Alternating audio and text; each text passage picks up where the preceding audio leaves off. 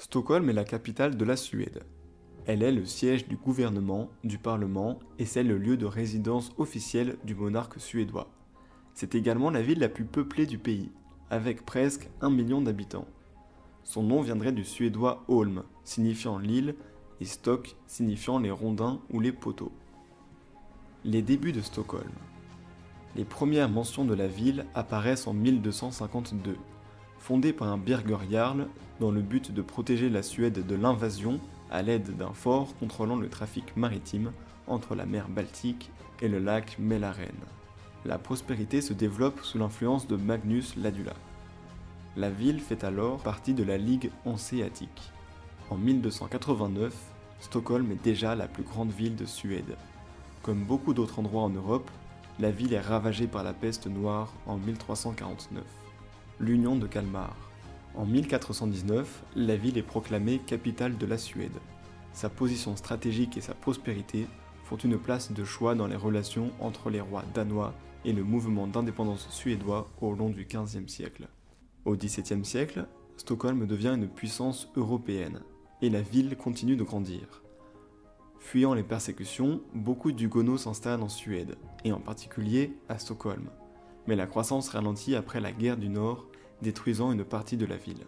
Stockholm perd de son influence économique au début du XIXe siècle. Concernant la démographie, nous pouvons constater une explosion qui commence en 1875. Mais la ville parvient à tirer profit des nouvelles industries et parvient à se renouveler.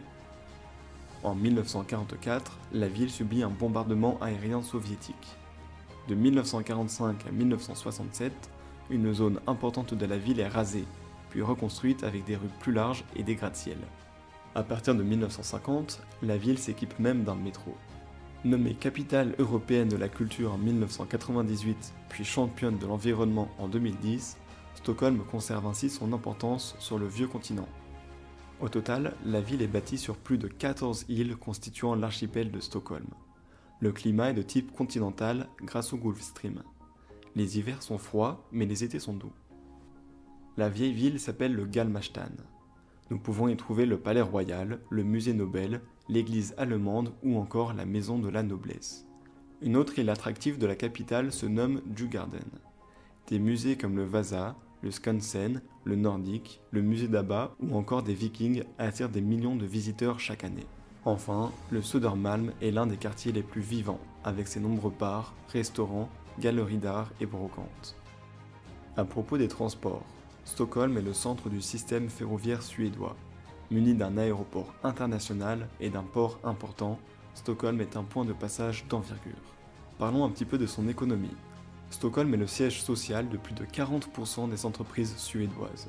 Centre économique et financier, la ville abrite des entreprises de haute technologie comme Ericsson, Electrolux ou encore AstraZeneca. Le district Kitsa est un centre important dans les technologies de l'information et de la communication. Un des autres points forts se trouve être le tourisme. Nous comptons 7 millions de visiteurs par an. La ville se démarque aussi avec ses excellentes écoles et un enseignement de qualité. Nous avons en tout 16 grandes écoles et universités rien qu'à Stockholm. Terminons par citer un des autres points forts de la ville. Comme nous l'avons vu, cette ville a été sacrée championne de l'environnement en 2010. Et ce n'est pas un hasard.